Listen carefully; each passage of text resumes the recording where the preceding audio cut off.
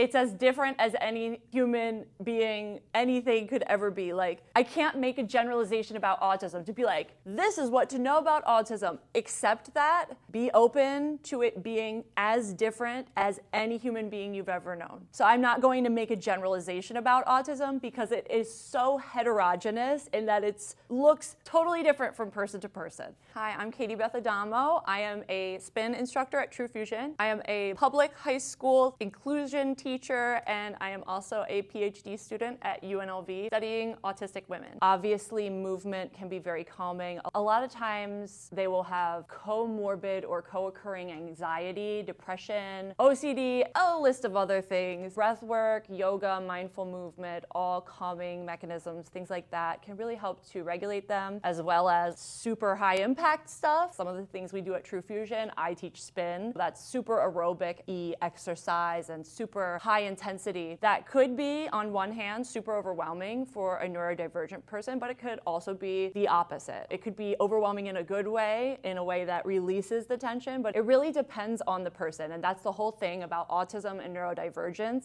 Fitness is obviously a plane of existence that autistic people are definitely welcome in. What I will say is, if you are a neurodivergent person, it really helps us as fitness instructors if you're comfortable leading with, hey, I have autism and I might need to walk out of the room sometimes to decompress. That's a really great thing to self-advocate for yourself if you're there. If you're not comfortable leading with, hey, I have autism and I might need to walk out of the room, then just walk out of the room whatever you want. Like, nobody's going to yell at you. And what I would say for people in the fitness world in general, looking for the nuances of autism in our culture, like if you see someone that is obviously stimming or participating in self-stimulatory or repetitive behaviors, just know that that person is decompressing and that feels good for them. They're taking themselves down a notch. That's not something that's funny. It's not something that's bad. It's something that we need to normalize. They're regulating, and that's healthy for them. To normalize that more is something that I'd really like to see happen in fitness studios. For instance, like in yoga, there's noises or movements or motions needing breaks. Just normalizing differences of all kinds, not even just for autism, being more open to people needing different things, people acting in different ways, and people regulating in the ways that they are going to regulate. Fitness goes hand in hand. It helps everyone, but of course it helps those who are neurodivergent. They just may approach it or need things in a different way than others do, just like any other human. Might I circle back to that? Right now, I am currently in a PhD journey about autistic women, really. There's not a lot of diagnosis for autistic women. Most of the time you hear about autistic men. The common ratio that we hear of is 4 autistic men to 1 autistic woman. That's not really true. What happens is they don't get diagnosed because they present differently. There's a theory called the female phenotype theory. Basically, that females will present with their neurodivergence and their autism in very different ways than males do, and they do things called masking or camouflaging behaviors, which normalizes them, and it helps them to sort of mimic or copycat neurotypical behaviors so that they are more socially accepted. And that is why they're not getting diagnosed, is because they happen to be, females are very good at masking and camouflaging. It's working for them.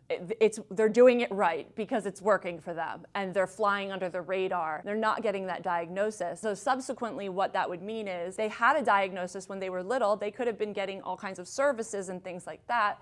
But if they're not getting a diagnosis and they just feel like, why am I so weird? Why am I so different? Why am I not like all the other kids? Or why do I need some time by myself? And they just grow up for their whole lives just thinking they're weird. Apparently, it takes a lot of energy to mask and to camouflage all the time. So then you get this thing called autistic burnout, where if you just go to a regular social function, you have to go home and decompress for a very long time because you are burnt out, because the energy that it takes to mimic neurotypical behaviors is immense. Another really big factor that I'm studying in relation to autistic women is the neurodiversity movement. And when I came across that, it was almost like it blew my brain open, and it really inspired me. And the neurodiversity movement, or the neurodiversity paradigm, is essentially just a different way of looking at autism and a different way of looking at neurodivergence. Is that we do not look at autism or ADHD or any type of neurodivergence in the medical model, whereas we see it as a deficit-based thing that we have to fix. We see it as just a difference. Might we even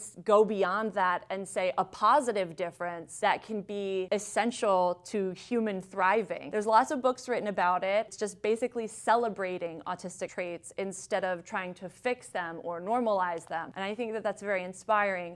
As a teacher for all these years, I have been in certain situations where teaching social skills, try and teach people how to have normal social skills. Well, what's normal? There is no normal. I personally love to celebrate the differences in my students. I think that's what makes them so amazing and lovable and beautiful. I don't really like to take away what makes them different or weird. I don't believe in doing that. I think that their neurodivergence is really what makes them so beautiful and cool, and what makes me prefer to want to be around them more than anybody else. And it's why I really love what I do, and I go to bed every single night with my heart full. That's really hard to find these days. Autism Awareness Month, know that we are not generalizing anyone. Know that it is so heterogeneous. Just to be open to everyone, neurodivergent, autistic, not. Be open to people having a bad day. Be open to people having different energy on the road or wherever it is, and just be understanding more in general to all people. Neurodivergent, not neurodivergent. And if we all work on that in ourselves and do mirror time with ourselves and make sure we come correct with our energy, it really will make the whole world's frequency just rise and rise and rise. I really do believe that for Autism Awareness Month. That goes for all of us, and we are all included in that. That is one thing to know about autism, is that there's not one thing to know about autism. There's so many things to know about autism. Just going back to fitness and making that link, like as a person who's in academia and then also the fitness world and the educational world. Autistic and neurodivergent people have tended to thrive with a very structured environment.